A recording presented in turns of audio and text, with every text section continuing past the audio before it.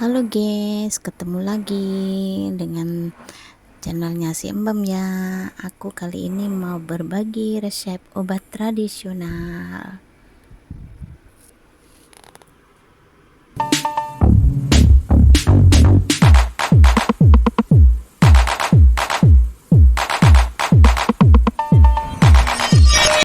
Nah, ini resep tradisionalnya cuma berbahan 3 macam ya. Ada bawang putih, apel, sama bawang bombay. Nah, setelah bawang putih kita kupas ya, apel juga kita kupas-kupas, bersihkan bagian dalam atau bijinya itu ya. Nah, setelah itu kita potong kecil-kecil ya, ataupun tipis-tipis gitulah, nggak tipis, nggak usah terlalu tipis guys. Nah, gini aja biar mudah nanti masukkan, taruh di mangkok ya, buat di steam ya, dikukus ya.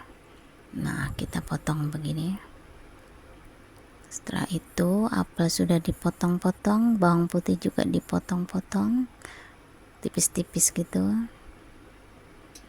Kemudian bawang bombay. Nah, kali ini aku pakai bawang bombaynya separuh aja, soalnya nih bawang bombaynya gede.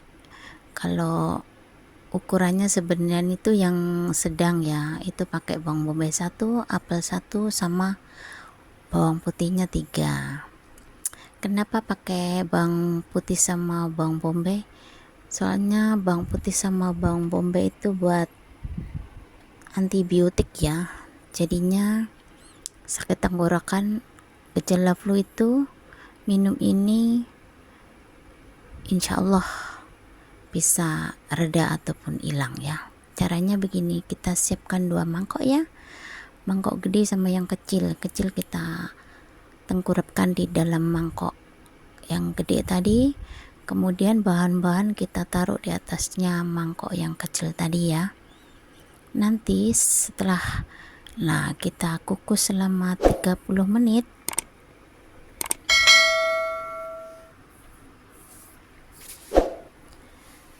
Kita kukus selama 30 menit ya, hasilnya begini. Nanti sari-sarinya itu akan masuk ke dalam mangkok yang kecil itu, jadi nggak usah dikasih apa-apa, cuma kosongan ya di mangkok yang kecil tadi. Nah, ini kita angkat ya, sudah dikukus selama 30 menit, kita angkat bahan-bahannya.